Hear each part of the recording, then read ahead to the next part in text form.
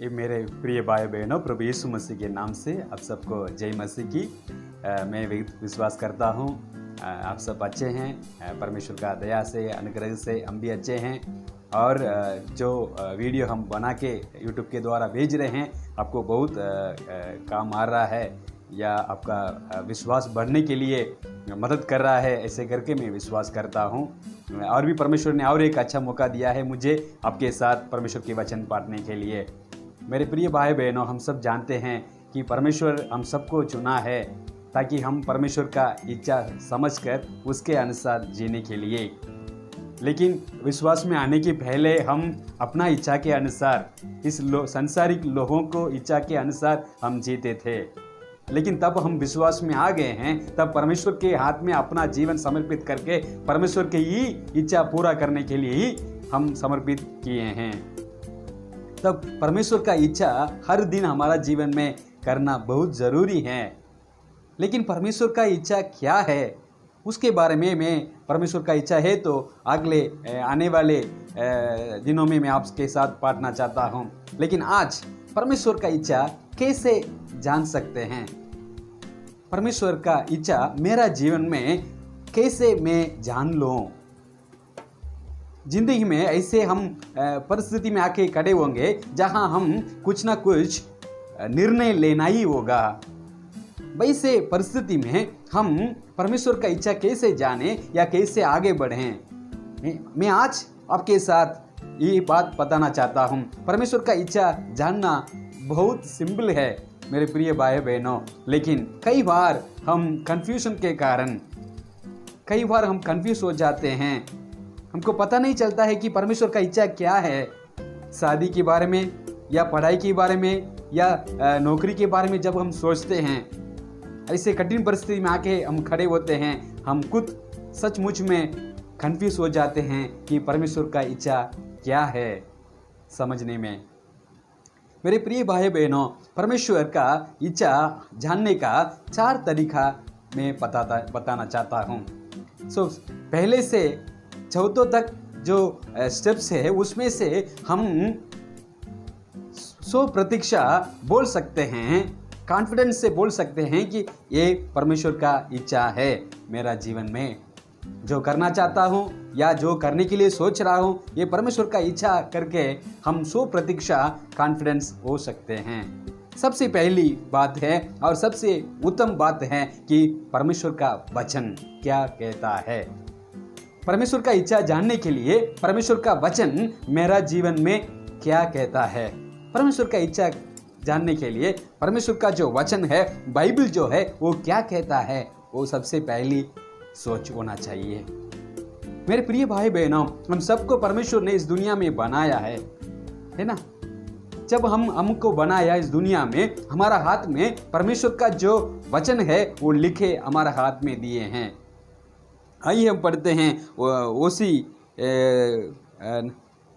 भविष्यवाणी पुस्तक में हम देख सकते हैं, उसका 8वां अध्याय में मैं 12वां वचन आपके लिए पढ़ना चाहता हूँ। मैं तो उनके लिए अपनी व्यवस्था की लाखों बातें लिखता आया हूँ, परंतु वे उन्हें पराया समझते हैं। जो यहाँ लिखा है, परमेश्वर लाखों बातों, अपना व्यवस्था हमारे लिए लिखा दिए हैं, हमारे लिए लिखे दिए हैं। व्यवस्था कैसे करना है, कैसे हमारा जीवन जीना है, हमारा हर एक जो नियम कैसे लेना है, वो सब हमें जाना मालूम होने के लिए परमेश्वर अपना जो वचन है, अपना जो इच्छा है, हमारे लिए बाइबल में लिखे दिए हैं। लेकिन कई बार ऐसे हो जाती है, हम भी ऐसे समझते हैं कि वैसे लिखा है, यहाँ पराया समझते हैं, पराया समझते हैं। हम सोचते हैं ये तो अलग बात है, इसमें मेरा जीवन में निर्णय लेने का क्या लेना देना है, ऐसी सोच हमारा मन में आ जाता है।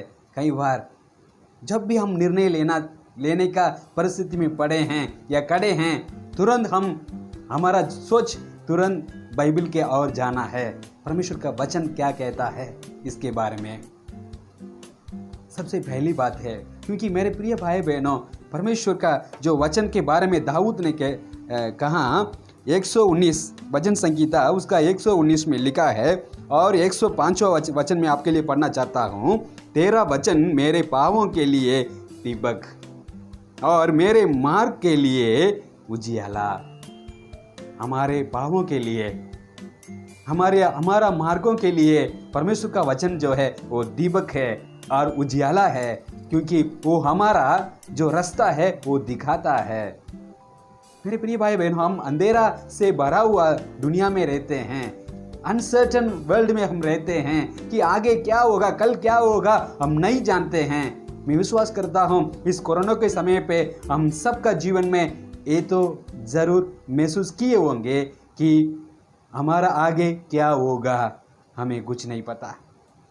हमें और भी लॉकडाउन बढ़ सकता है क्या, या कोरोना पूरा समाप्त हो जाएगा क्या, हम कुछ नहीं जानते हैं। मेरे प्रिय भाई बहनों, ऐसे अनसर्टन दुनिया में जिसके बारे में हम कुछ बोल नहीं सकते हैं, आगे के भविष्य के बारे में कुछ कह नहीं सकते हैं, ऐसे परिस्थिति में, ऐसी दुनिया में हम जी रहे हैं। दाऊद भी अपना जीवन में वो महसूस करके बोलता है कि परमेश्वर का वचन जो है मेरा पाँवों के लिए दीपक है और मेरा मार्ग के लिए वो उजियाला है, वो दिखाता है आगे कैसे स्टेप लेना है, कदम कैसे बढ़ाना है, वो सिखाने का परमेश्वर का वचन हमें बताता है। और भी परमेश्वर का वचन का मकसद ये है, क्यों परमेश्वर का वचन हमारा हाथ में लिखे दिए हैं, हम अब पढ़ेंगे।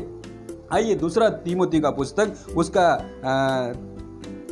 3 अध्याय में मैं 16 वचन आपके लिए पढ़ना चाहता हूँ। संपूर्ण पवित्र शास्त्र परमेश्वर की प्रेरणा से रचा गया है और उपदेश और समझाने और सुधारने और धार्मिकता की शिक्षा के लिए लाभदायक है।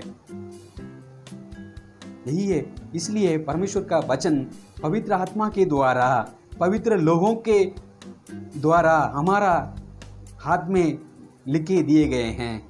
परमेश्वर का वचन है, पवित्र शास्त्र है, हमारा हाथ में लिखे दिए हैं ताकि हम सुधरने के लिए, ताकि हम समझने के लिए, ताकि हम धार्मिकता की शिक्षा के लिए लाभदायक बने। मेरे प्रिय भाई बहनों, और भी एक वचन हम पढ़ सकते हैं, अब पढ़ के देख सकते हैं कि पतरस का पुस्तक, दूसरा पतरस का पुस्तक उसमें उसका पहला अध्याय में मैं विश्वास करता हूँ 21 का वचन अब पढ़ के देखिए। जो परमेश्वर का जो पवित्र शास्त्र का वचन है वो मनुष्य का इच्छा के अनुसार नहीं है, परमेश्वर का सिद्धांत के अनुसार नहीं है, बल्कि पवित्र आत्मा का द्वारा पवित्र लोगों के मन में बात करके बाइबल लिखा गया है, परमेश्वर का वचन लिखा गया है।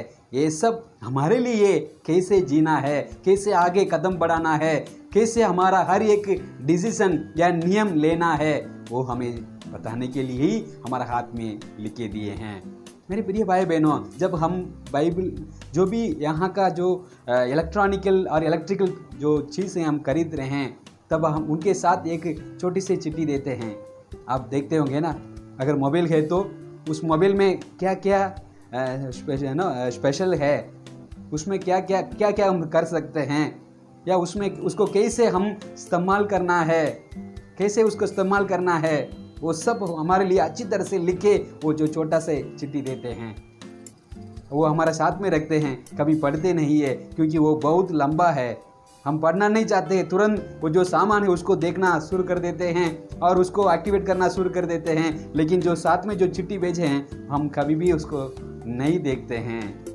ऐसे ही हमारे जीवन में भी ऐसे हो जाते हैं। जब परमेश्वर का इच्छा क्या है, ये जीवन हमारे लिए क्यों दिया गया है, हम क्यों इस दुनिया में है, जानने के लिए सबसे पहली प्रथम इम्पोर्टेंट देना है परमेश्वर का वचन को।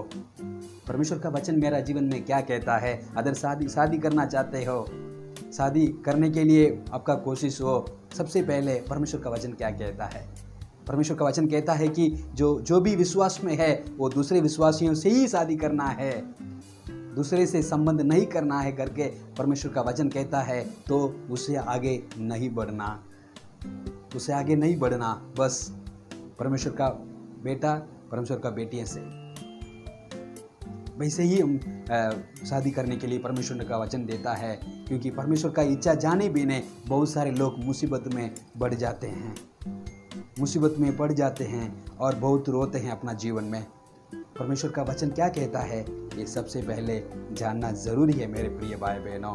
और दूसरी बात यह है कि पवित्र आत्मा का अगुवाई, हम सबको पवित्र आत्मा है। मैं विश्वास करता हूँ जितने लोग मसीह में है, विश्वास में हैं, अपना जीवन परमेश्वर का हाथ में समर्पित किए हुए हैं, हम सबको परमेश्वर ने अपना आत्मा, पवित्र आत्मा के द्वारा हमें अभिषेक किया है। और पवित्र आत्मा का अगुवाई हम सबको हर दिन मिलता है और मिलना चाहिए। हर दिन अपना जीवन परमेश्वर का हाथ में समर्पित करके जीने से पवित्र आत्मा का आवाज़, वाणी हमारा कान में हर दिन सुनता ही रहता है। क्या करना है, कैसे करना है। अगर कुछ गलत है तो परमेश्वर, पवित्र आत्मा हमसे बात करता है, बेटा ये ठीक नहीं है, बेटी ये ठीक नहीं है, ऐसे नहीं करना, ये ठीक नहीं है, तुम्हारा भलाई के लिए मैं बोलता हूँ। परमेश्वर का वाणी है, हमारा हृदय में सुन सकते हैं। इसलिए पवित्र आत्मा हम सबको दिए गए हैं। आइए हम पढ़ेंगे यूहन्ना का सुसमाचार उसका 14 अध्याय में 16 और 17 वचन में। वहाँ लिखा है कि पवित्र आत्मा जो है सत्य का आत्मा है। सत्य का आत्मा क्यों हमारे लिए दिए गए हैं? हमारे लिए एक सहायक बनाने के लिए दिए गए हैं, ताकि हम परमेश्वर का वचन को याद रखें। हर मुसीबत में, हर संकट में या हर कठिन परिस्थिति में हम परमेश्वर का वचन को हमें याद दिलाता है पवित्र आत्मा। इसलिए पवित्र आत्मा पाना बहुत ज़रूरी है मेरे प्रिय भाई बहनों। जब पवित्र आत्मा हमारा साथ में है, वो सत्य का आत्मा है, वो सत्य क्या है, झूठ क्या है, हमें बताता है। जैसे वचन में लिखा है कि प्रभु यीशु जितनी भी जो शिक्षण दिए थे अपने चेलों को, वो सब स्मरण कराएगा। हमको भी स्मरण जरूर कराएंगे मेरे प्रिय भाई बहनों। और वही 14 अध्याय में 24 कलम में जब पढ़ते हैं, वहाँ इसे लिखा गया है। मैं आपके लिए पढ़ना चाहता हूँ।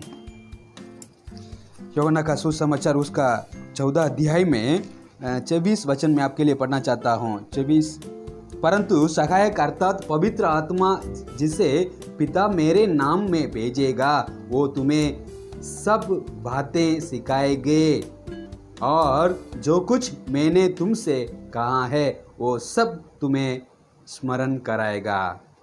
पवित्र आत्मा जो है हमारा साथ में है। उसका आगे का वचन लिखा है कि परमेश्वर ने बोला है, प्रभु यीशु ने बोला है कि मैं तुम्हें शांति दिए जाता हूँ, अपनी शांति तुम्हें देता हूँ। जैसे संसार देता है मैं तुम्हें नहीं देता। तुम्हारा मन व्याकुल ना हो और ना डरें। जब परमेश्वर पवित्र आत्मा के बारे में बताया और शांति के बारे में भी यहाँ बताया गया है। मेरे प्रिय भाई बहनों, जो हमारे लिए पवित्र आत्मा दिया है, वो हमें एक मकसद के कारण हमारे साथ में दिए हैं, ताकि वो हमारा सहायक बन के हमें मदद करें।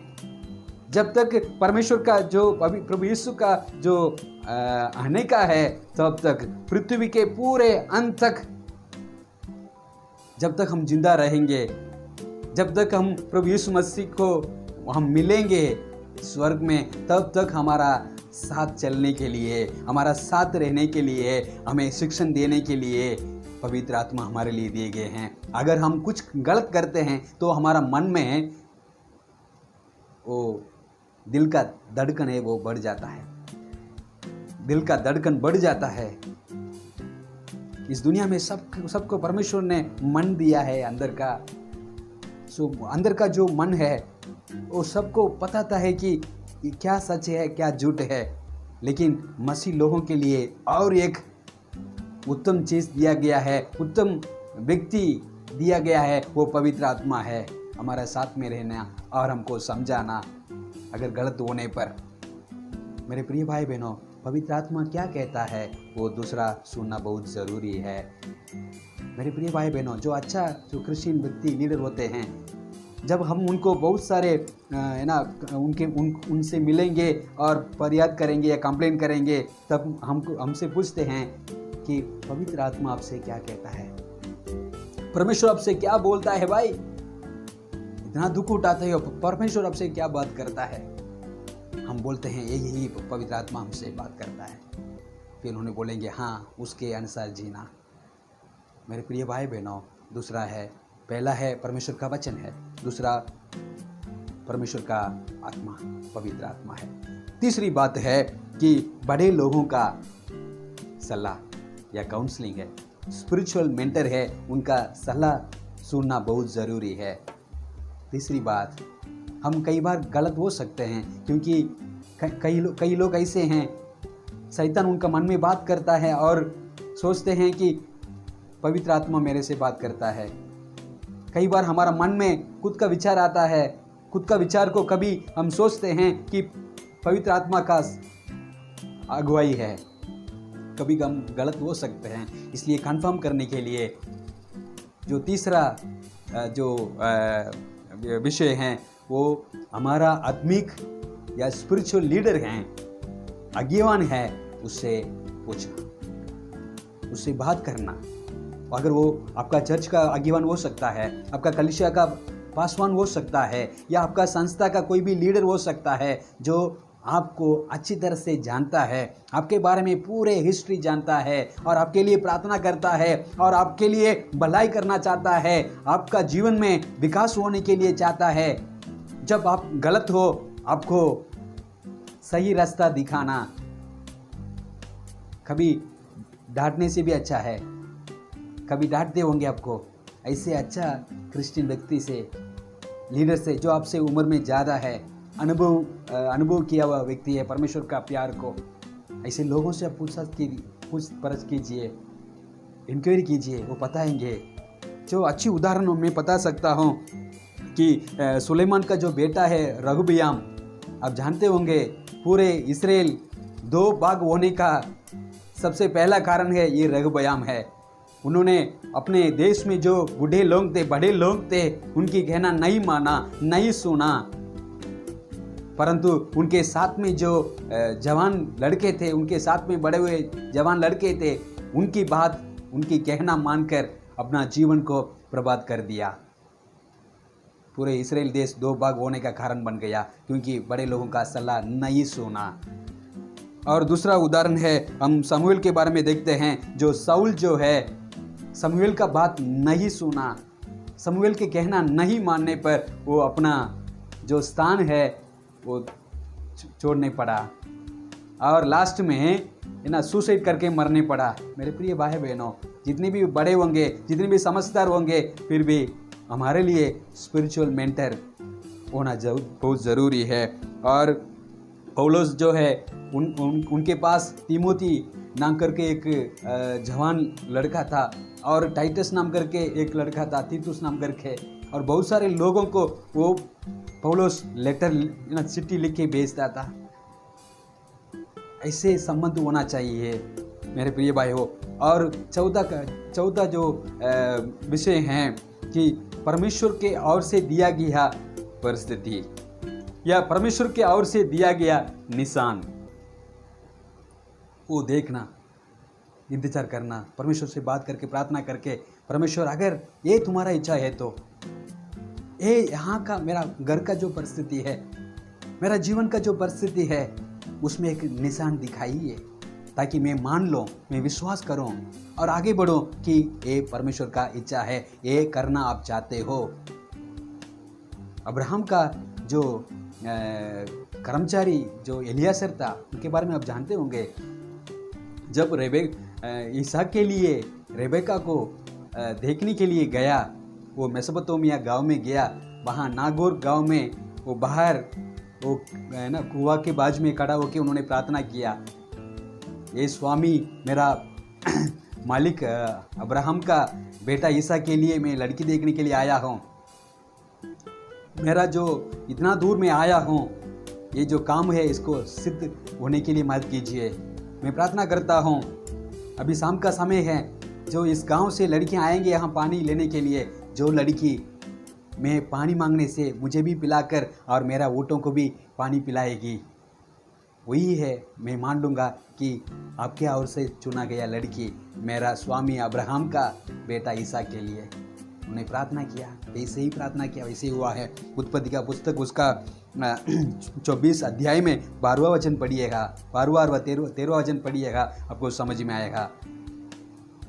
और दूसरा ऐसी परिस्थिति भी हो सकता है कि जब शाऊल ने वो राजा बनने के पहले अपना पिताजी का गधे को ढूंढकर वहाँ पहुँचा, शमूएल के पास पहुंचा, और शमूएल ने उनको भविष्यवाणी कह के बताया कि तुम यहाँ से निकल के जाओगे, वहाँ 2 जन को रास्ते में मिलेंगे और 3 जन को मिलेंगे, और वहाँ से जो है ना जो भविष्यवाणी करने वाले वहाँ आगे आएंगे, उससे भी आपका मुलाकात होगा करके उन्होंने निशान दिखाया, ताकि वो कंफर्म कर ले कि परमेश्वर ने शाऊल को राजा बनाने के लिए चुना है। परमेश्वर ने निशान दिखाया। और याकूब का जीवन में जब देखते हैं वही भी वैसे ही है। उसका उत्पत्ति का पुस्तक उसका 43 अध्याय में 3 और 4 वचन पढ़िएगा, वहाँ हमको पता चलता है कि देश में अकाल और भयंकर था। जो अन्य जो मिस्र देश से लेके आए थे वो सब समाप्त हो गया है। अभी बच्चे सब अभी भूख से मर रहे हैं, लेकिन याकूब डरता था बिन्यामीन को मिस्र देश छोड़ने के लिए। याकूब का जो पुराना अनुभव है, कड़वा घट्टा अनुभव है, उससे कारण वो बिन्यामीन को अपने भाइयों के साथ मिस्र देश भेजना नहीं चाहता था। लेकिन ऐसी परिस्थिति था कि यही रास्ता, दूसरा रास्ता नहीं है। ऐसे परिस्थिति में उन्होंने परमेश्वर का इच्छा मानकर अपना बेटा बिन्यामीन को मिस्र देश जाने दिया। हमारे जीवन में भी ऐसे ही परमेश्वर कई बार ऐसे हैं कि सारे रास्ता बंद है, एक ही रास्ता खुला हो गया होगा। प्रार्थना करके जो परमेश्वर का बेटे, परमेश्वर का बेटियां, परमेश्वर का बच्चे का जीवन में जो भी होता है सब कुछ भलाई के लिए होता है। रोमियो का पुस्तक उसका 8वां अध्याय 28 वचन में लिखा हुआ है, सब कुछ भलाई के लिए होता है। अगर परमेश्वर एक ही रास्ता खुला है तो विश्वास करना और मानना कि यही परमेश्वर का इच्छा है और आगे बढ़ना। मेरे प्रिय भाई बहनों, सबसे पहली बात है परमेश्वर का वचन, दूसरा है पवित्र आत्मा का अगुवाई, और तीसरा बड़े लोगों का सलाह, और चौथी बात है जो परमेश्वर का निशान। अगर इन चारों में से सब कुछ ठीक ठाक है तो हमारा मन शांति से भरा होगा, तब हम मान सकते हैं कि परमेश्वर का इच्छा है, आगे बढ़ सकते हैं। अगर नहीं है तो सोचना इस 4 चीज़ों में कोई ना कोई हम छोड़ दिए हैं। ध्यान से नहीं जांचना बहुत ज़रूरी है। और भी दूसरा कारण यही हो सकता है कि हमारा मन में कंफ्यूज होने के कारण परमेश्वर अपना इच्छा हमको पहले से ही बताया होगा, लेकिन हम मानना नहीं चाहते हैं। परमेश्वर अपना इच्छा हमको प्रकट किया हुआ, लेकिन हम उसको जानना नहीं चाहते हैं और उसके बारे में सोचना नहीं चाहते हैं, या वो करना नहीं चाहते होंगे। शायद हमारा जो अभिलाषा, हमारा शरीर का जो अभिलाषा के कारण, हमारा पापों शरीर के कारण, हमारा खुद का इच्छा के कारण, या हमारा जो डर के कारण परमेश्वर का इच्छा हमको बताया, लेकिन हम नहीं माने होंगे। वही कारण भी हो सकता है हमारा मन में कंफ्यूज होने का। और तीसरा कारण ये भी हो सकता है कि परमेश्वर हमको एक अच्छा ट्रेनिंग देके हमको अच्छा डिसीजन लेने के लिए ही ऐसे परिस्थिति में डाले हैं। अभी हमारा हाथ में है निर्णय लेने का है। परमेश्वर चाहता है कि हम निर्णय ले। ऐसे भी हो सकता है हमें ट्रेनिंग दिलवाने के लिए। मेरे प्रिय भाई बहनों, परमेश्वर का इच्छा जान लीजिए अपना जीवन में। जो भी कठिन परिस्थिति है, जो भी खास विषय में परमेश्वर का इच्छा क्या है जानिएगा और उसके प्रमाण जिएगा, ताकि परमेश्वर का नाम महिमा हो और आपका जीवन में भी परमेश्वर महत्वपूर्ण बढ़िया काम करेंगे। परमेश्वर का नाम महिमा हो। आप सबको बहुत बहुत धन्यवाद देना चाहता हूँ परमेश्वर का वचन सुनने के लिए। सबको जय मसीह की बहुत धन्यवाद। आमीन।